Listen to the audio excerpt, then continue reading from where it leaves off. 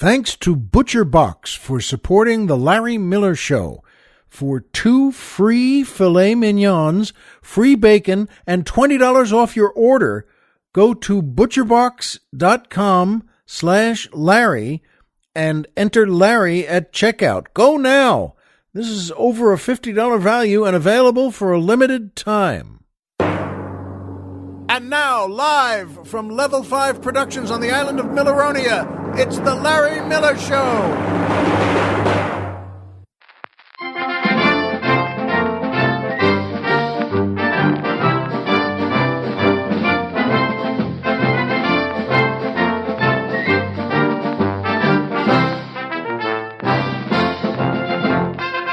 Good evening, Mr. and Mrs. America, and everyone who really wants a good steak.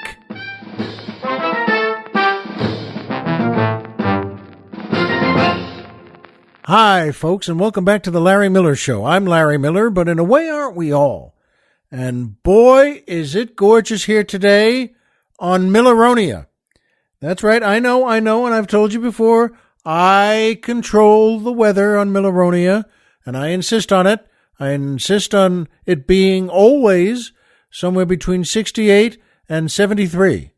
And I allow rain, but not like the kind of rain and not like the kind of blizzards we've been seeing on the mainland, the last couple of weeks that I'm sure you all know about. But boy, it's gorgeous here.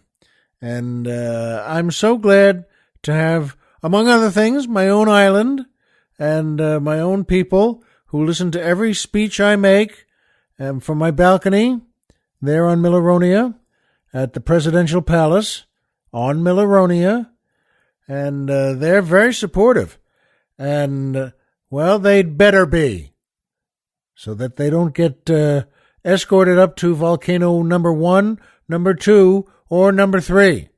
Because remember, once you walk up, you don't walk back. So in any case, folks, it's just great to be here. And the music always makes me feel good, as you know, and the same with Colonel Jeff. And, of course, that's the Robert Wagner Orchestra and the Emily Wickersham Dancers, featuring boy tenor Brad Simpson asking the musical question, in what way exactly are we all Larry Miller? Well, Brad, first of all, you are all Larry Miller. And if this were Star Trek and we were all heading out to space, the final frontier, and all the good planets we visited would be populated by Larry Millers. And their children would all ask their folks when they could be Larry Miller too. And, all right, that's not true at all. I just thought it was funny. And, the word humor is a lot of fun to me. And just turning things a little bit to where they don't, sometimes they just hit a wall, or sometimes they just have a nice, silly sound that doesn't quite make sense. But I love that, just saying, I'm Larry Miller, but in a way, aren't we all? And it has a nice homey, avuncular feeling, and that makes me feel like an uncle. And I don't mean having your arm twisted until you say uncle. Whatever that means, by the way. I still don't know, come to think of it, know what that means. But Brad, that's it. I love saying it, and I know you really caught it and wanted to jump in and say, hey, in what way exactly are we all Larry Miller? And I'm glad you wrote it in. Good question. But we're all, maybe we are all the same anyway. No, we're not. But in any case, I did think it was funny, and I'll never stop writing and thinking and performing things I think are funny. And I hope you like that too. And by ButcherBox. That's right, the folks. I like these guys so much. Thank you to ButcherBox for supporting our podcast. This is a product perfectly tailored for the Larry Miller Drinking Society. And let me tell you how ButcherBox works. You choose from curated boxes, including a mix of high-quality beef, chicken, and pork, or customize your own box. Each box is shipped with a carefully calculated amount of dry ice to ensure it remains frozen after it reaches your doorstep. ButcherBox delivers grass-fed and grass-finished beef, free-range organic chicken, and heritage breed pork. Cook with peace of mind, knowing you are eating healthy, high-quality meat. Here's the ButcherBox difference. ButcherBox meats come from humanely raised animals that are never fed antibiotics, hormones, or fatty fillers. I enjoyed the meat ButcherBox sent to me, and that's absolutely true. I can't wait to get my next delivery.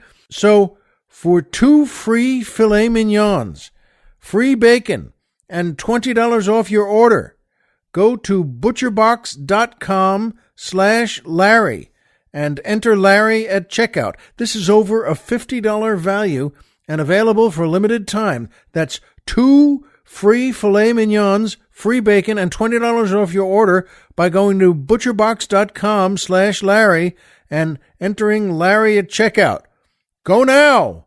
This is a limited time offer. Well, listen to the show first, but then, yes, go now. I like these folks a lot, and I like the company they made a lot, and I like the food they make a lot. And so does Colonel Jeff. I gave him all the bacon, and they make it's just good. And I hope you find that out for yourselves. And you know what? I have a chance now to do an advertisement for you. And it's for a movie I'm in that just opened, just premiered the other night. And it's called The Man Who Killed Hitler and Then the Bigfoot, which I know sounds like a joke as a title, but it's not. In fact, I just had lunch today with the writer, director, Bob Kruskowski, and his wife, Jackie. And we went to, by the way, Musso and Frank, which is the oldest restaurant in Hollywood officially. And it's a great place, and it's wonderful it's on Hollywood Boulevard in the middle of, there are things on one side that sell, you get tattoos, things on the other side that take the tattoos off, by the way. That's how good this block is. But Musso and Frank is a really old, classy place, and it's a pleasure to be. And by the way, it also happens to be when you sit in the main room there and you look at the bar, and that is the bar and the same tables and the same beams and the same arches. That bar is where Wyatt Earp spent the last 10 years of his life after Musso and Frank opened in 1919. Mr. Earp loved it there, and he hung out there, and he put one of his boots up on that brass rail. And you know what, folks?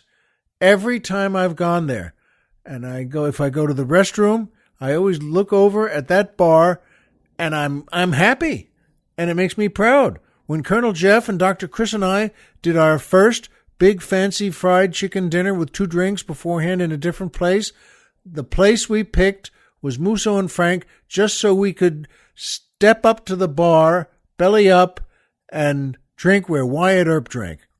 And the food is terrific. At any rate, I was there today with Bob and his wife Jackie, and Bob's brother and Zach, the editor of the movie, a couple of the other fellas, Ben, and who worked on the film. It's a terrific movie. It's done very well so far. And, well, I'm asking you to go see it.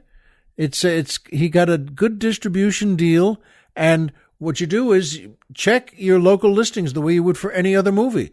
It's called The Man Who Killed Hitler and Then the Bigfoot, and starring Sam Elliott and Ron Livingston and me and a bunch of other terrific folks. Bob wrote it and directed it, and do that. Go see it. Please go see it. If you don't, by the way, check your local ads, check the way you'd go to any movie, and if it's not in your city, then it's also available right now on Amazon and, iPhone and, not iPhone, iTunes. That's right. Shouldn't I know that if I'm saying go see it? But do that, folks. I'm very proud of it. It's a very good movie. It's even terrific. And Sam Elliott is fabulous. And I'm pretty good, too. So, you know what? Go do that. And that brings me to my favorite part of the show, the joke of the week. I do like this part because, you know what? There's nothing better than a good joke and keeping it going. You know, it's like something written by Schubert. You know, well, you don't have to just put it on your shelf and leave it there. Play it. So this is what a good joke means to me. And Colonel Jeff and I like this one, so I'm giving it to you right now. 2 students are on a college campus, and they're sophomores, and he's a nice fella, and she's a nice girl, and they're both very happy, and they start to go out. And they like going out, and they're a good dating couple, and they're having fun together, and sure enough, eventually, well, they sleep together. They get into bed, and they sleep together, and they have fun doing what they do, and after it's over, well, they're still lying in bed smiling at each other, and the fellow says, you know what? I'm going to call you Eve because you're my first one. And she smiles and says, oh, that's sweet. Okay. And she says, I know. I'm going to call you Jumbo Jet. And he says, because I'm so big. And she says, no, because you're my 747th.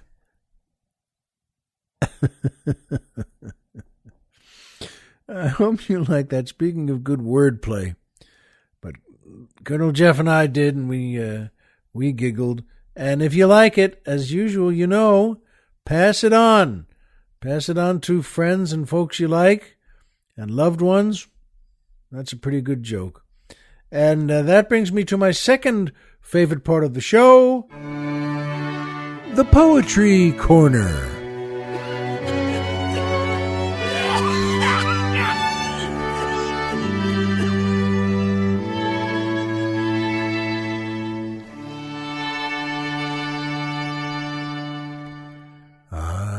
That string quartet. By the way, that fella coughing is not Larry Miller, okay? He's one of the, I didn't want to break it to him this way, but he couldn't get rid of that cough, and you know what? He is the one of everyone who is not Larry Miller. At any rate, this is a terrific poem. You can't beat William Shakespeare, and there's no better way to put it or set it up. This is one of his sonnets. Sonnet 97. How like a winter hath my absence been, by William Shakespeare. How like a winter hath my absence been from thee, the pleasure of the fleeting year. What freezings have I felt, what dark days seen, what old December's bareness everywhere, and yet this time removed was summer's time, the teeming autumn, big with rich increase, bearing the wanton burden of the prime, like widowed wombs after their lord's decease. Yet this abundant issue seemed to me but hope of orphans and unfathered fruit, for summer and his pleasures wait on thee. And thou away, the very birds are mute. Or, if they sing, 'tis with so dull a cheer that leaves look pale, dreading the winter's near. Isn't that lovely? And as I said, and you know this too, you can't beat William Shakespeare. I hope you like that. Reading a sonnet is always a good idea. And that brings me to my third favorite part of the show, Magic Movie Moments.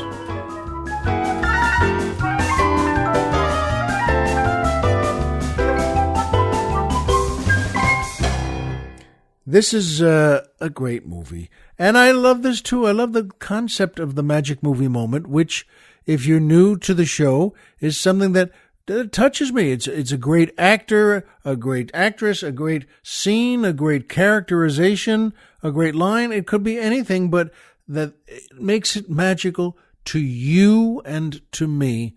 And I'm so happy when I tell you about one. And here's a good one The movie is called HUD, H-U-D, HUD, from 1963. There was a time when Paul Newman they used to call them the 3 H movies, HUD, Hombre, and Harper. By the way, see Hombre sometimes. You know what? Oh, boy, that's a great movie. And so is Harper. But this one is terrific. HUD, directed by Martin Ritt, written by Irving Ravitch and Harriet Frank, starring Paul Newman, Melvin Douglas, Patricia Neal, Brandon DeWilde, Whit Bissell. It's a great cast, and it tells such a story about, well, a tough, arrogant, snide, and self-centered fella named Hud Bannon, and that's Paul Newman's character, and his father, what a great actor. Melvin Douglas plays him, and there's, well, a story point of how, well, drunk Paul wound up killing his brother, Norman, in a car accident years and years ago, but it's colored their lives ever since, and Paul Newman started drinking more, and, well, he certainly didn't get happier. And Patricia Neal, oh, what a wonderful actress she was in everything. Brandon DeWilde, you know what? And the magic movie moment for tonight is a scene in a bar where, well, HUD and Paul Newman and Brandon DeWilde and their father, that is Paul's father, Melvin Douglas, go into town on a Saturday night, and they're all in the front of a pickup truck, and with Melvin Douglas in the middle, and they go into town, and they get a bite to eat.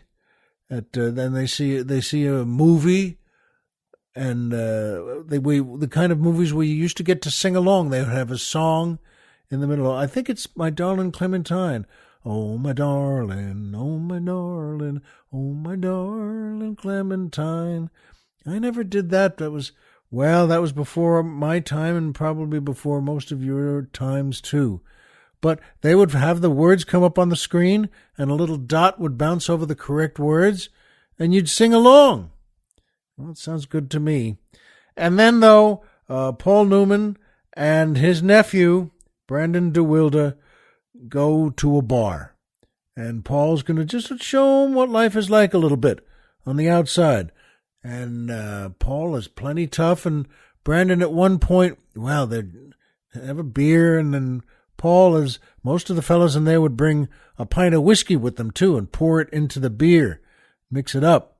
But Brandon DeWilde at one point walks over to the jukebox looking at something. He sees a very pretty girl sitting there at the bar, and right in front of her is her boyfriend, who's a big, tough cowboy, and he's got a nice shirt on and a clean hat and some clean jeans, but he doesn't like Brandon DeWilde looking over at his girlfriend, and he thinks he's plenty tough too.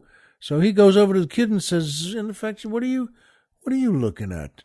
You know, and Brandon DeWilde is a very nice young man, and he's not looking for a fight, and he's about half the size of this big cowboy, and this big fella loves doing this sort of thing. He thinks he's going to look tough in front of his girlfriend, and it's about to get real bad there. And at that second, Paul Newman walks up and just kind of leans against a railing and says, hey, what's going on here, you know? And he is so cool and so tough, and you want to say to this cowboy, don't make this mistake. You think you're all right? You're not. You think you can fight someone here? Not this guy. And he says, well, you know, it's not me, it's my girlfriend there. He's making, and Paul Newman just says something like, well, I was just way over there in that corner, and I was having a beer, and I was looking at her too, and you sure she's not looking for some encouragement? And he puts it so well. Paul Newman, as you know, what a great actor. And the guy just says, well, you know, I was going to send this young fella here to the hospital. And Newman says, you know, hey, and he holds his hand up as if to say, oh, don't, you know, oh, don't do anything dangerous here. And that just, eggs the guy on just enough to say, are you sure about this or something? And Paul points somewhere else and says, no, I was just saying.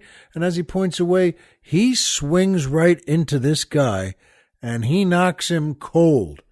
One big, long right hand, bam!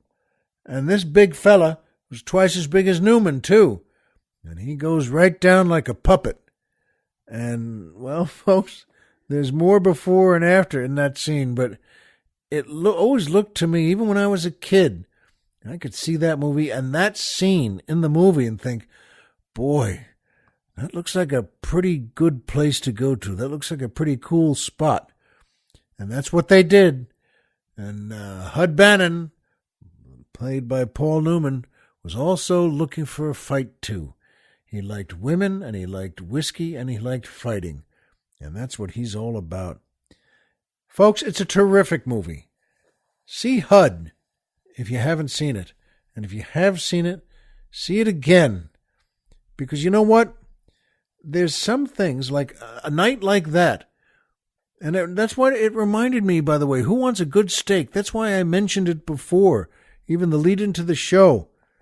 Because I had, a few days ago, I was coming from, work at a clinic I go to a couple of days a week, and it's just great. And they work you out, and they work your head, and they work your body. And as I was driving back home, I felt hungry. I'd been about 3 or 4 hours since breakfast, and I stopped at Mel's Diner. There are a couple of them around here. I don't know how many there are total, and they're not a sponsor here, by the way. I just wanted to tell you because I like them. Mel's Diner was built in 1947 or something, and they were car hops in those days where they had young, pretty girls from the area there, and they dressed up in the car hop uniform of the pants and the vest and the bow tie or something, and the hat tipped to the side. And, they have photos, big ones, too, that they enlarge all over this place. You walk in, and it just feels like you're back then. And it's a good feeling. You say, get a load of those folks then. And everyone in Mel's is glad to be there because the food is really good. Far, far better than you think it might be. And I sat at the counter. I could have sat at one of the booths there, but something just told me, just sit at the counter. Always good to sit at a counter. And they set it up so well. You sit right there, and there's a little paper placemat there in front of you, and a knife and a fork on a napkin. And the waitress from behind the counter just came up, named Jessie, and she was terrific.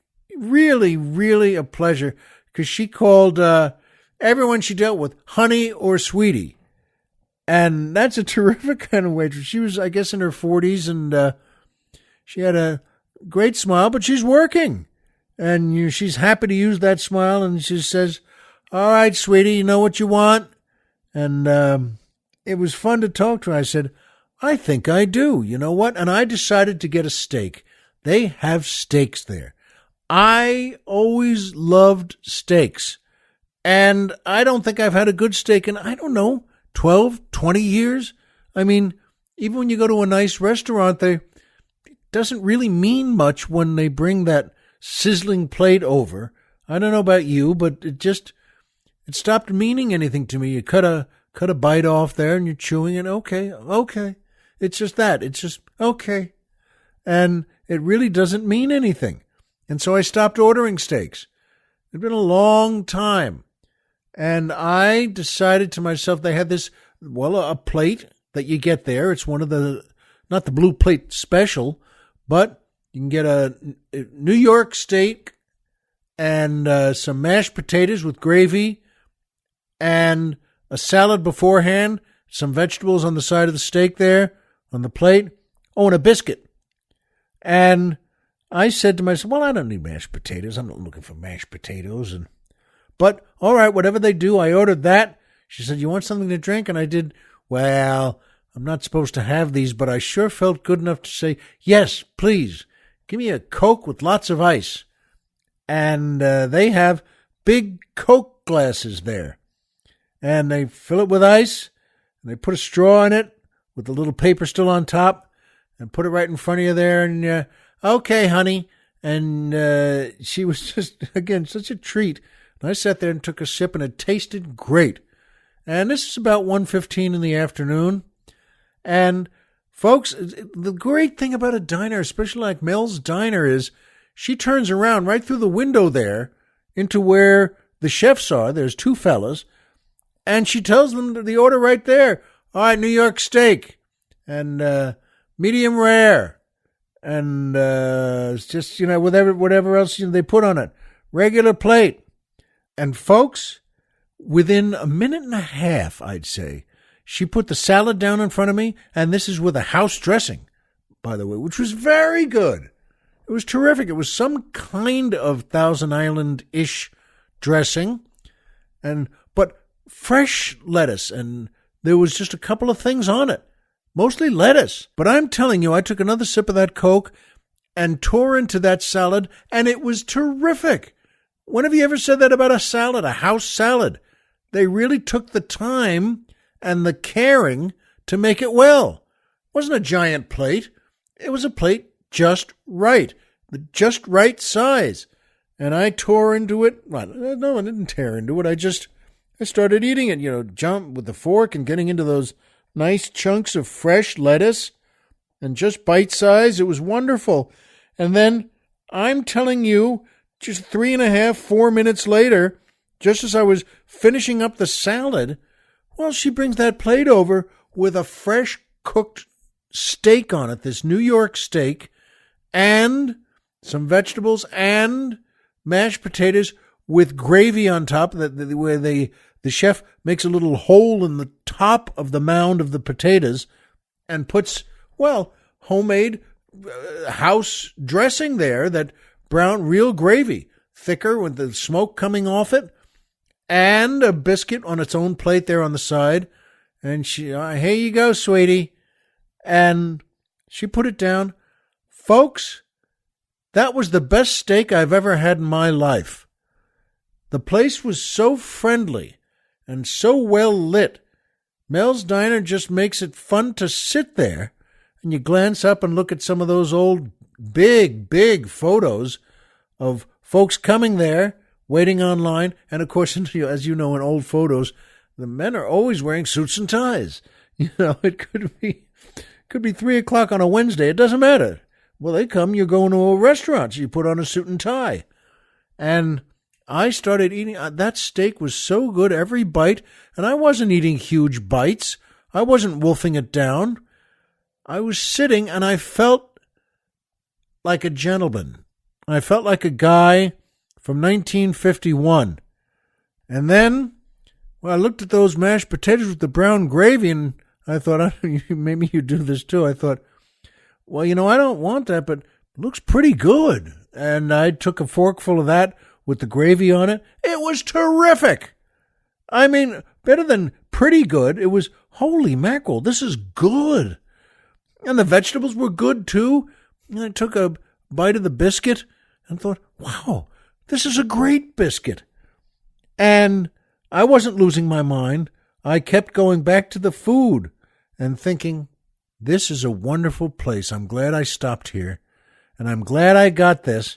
And folks, I thought, I don't even have to finish the steak, but I finished it. It wasn't a huge steak either. It wasn't like a gigantic 3-inch thick thing that filled a platter.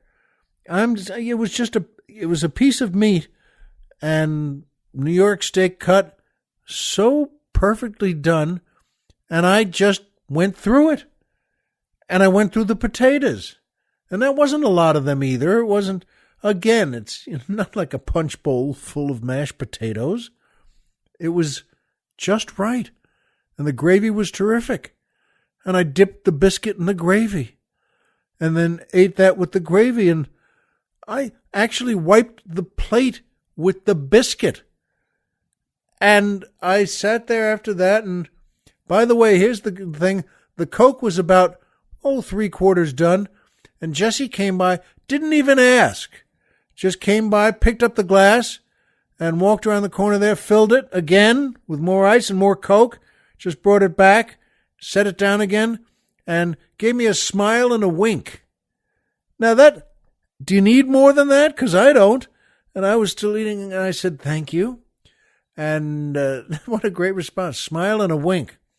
And I didn't even ask her for it.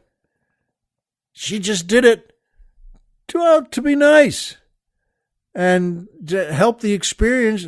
There you are at her diner, and there was a guy next to me who had sat down and ordered the King Farouk hamburger, the one with all sorts of everything on it. Stuff that you want to say, I can't open my mouth that wide. I can't eat that. I don't think anyone should have to eat the whole thing. But he did. He had a great time with it. He loved it. And I sat there and I was done. Now it's a long meal because you're enjoying it. Now it's about 1:45 or 1:50. Well, that's not so long, but you know what I mean. It's just you alone, and there was no TV there, which is great. That really makes the experience better. And I didn't have a newspaper. I didn't want one. I didn't need one. And I just, dashed and wiped my mouth with their napkin and put it back on my lap where it was, because that's polite. And you know what? She knew when to just bring the check by. I didn't even have to hold my finger up and then sort of you do that mime in the air where you write as a time for you want the check? She just knew, and she just brought it. And she didn't even need to say that thing that, everything all right there, honey? Because she doesn't need to say that. She could see it was all right. She could see that the plate was empty and that I had wiped up everything with the biscuit. And she could see that I was smiling and that I was happy. And I was. And you know what, folks? I paid the bill and left a nice tip. Well, she deserved it. She really helped make that meal terrific. And then just before I left, I got up and stretched and walked to the restroom. And it's only about 15 feet away. And I turned and walked in there and, just to wash up. And wash the gravy off your fingers. And I did and washed that and, washed my face a bit. Just with the water there, you rub your mouth and your lips on it, then dry it off. And I came walking back out into that diner, and I'm telling you, I was walking on air. I was the happiest guy on Broadway. And I strolled out. And I would have said, goodbye to her. I just glanced over. She wasn't there. She was dealing with another customer. And that's fine, too, even better. So I just got to walk out there and walk back into the sunlight of Southern California and take a nice breath in through the nose, out through the mouth. And I'm telling you, I strolled to my car in the parking lot, which wasn't a big parking lot, by the way. That doesn't mean 200 yards away. It was about 40 feet away. And I got in, and I'm telling you, I actually said out loud in the car to myself, well, that was pretty good. And it was. So, you know what? I wanted to tell you, just by way of saying, go to a diner, folks. Go to one of your local places. The food is way better than you think it's going to be, and you already know that. When no matter what you get something with spaghetti. Good diners really make all sorts of things. And you can get fish and chips or fried chicken, whatever you like. But it's good. It's not dry. It hasn't been sitting there. They cook it right then. And it's fast. This is real fast food. When I ordered it, she turned around and said to the chef, throw a New York steak on. And he did. He threw it right on. So 4.7 minutes after ordering, there's a salad and a steak and mashed potatoes right in front of you. They're not sitting there in a pot just bubbling, waiting for someone to order it. They make it. And I'm telling you, they make it pretty darn good. Go to a diner, folks. Go to a place you haven't been to in a long time, or maybe ever. You'll be glad you did. I finished this episode I was the guest star on NCIS, and I wanted to send another tip of the hat. That's why I mentioned in the beginning Robert Wagner, who is the coolest guy in the history of show business.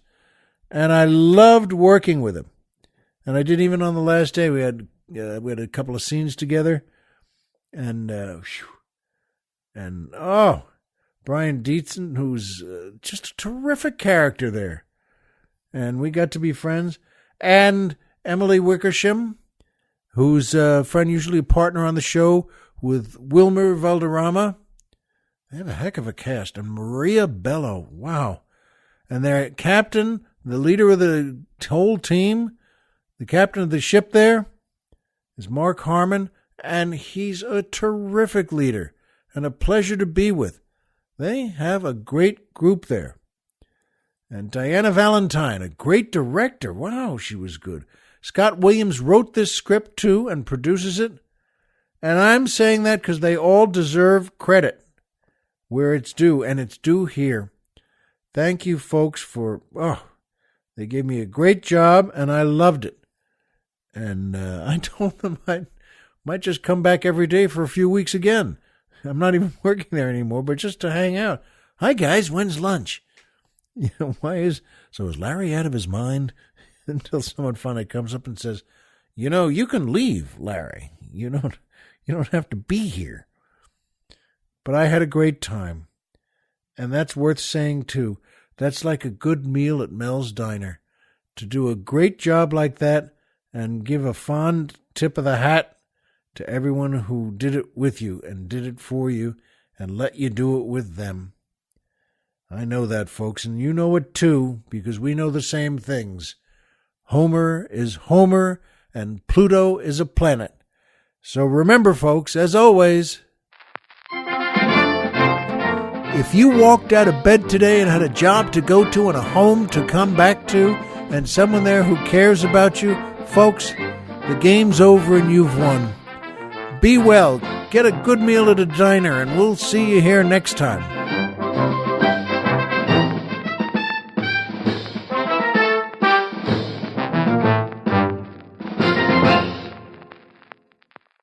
Transcribed for Armed Forces Radio, now in mono.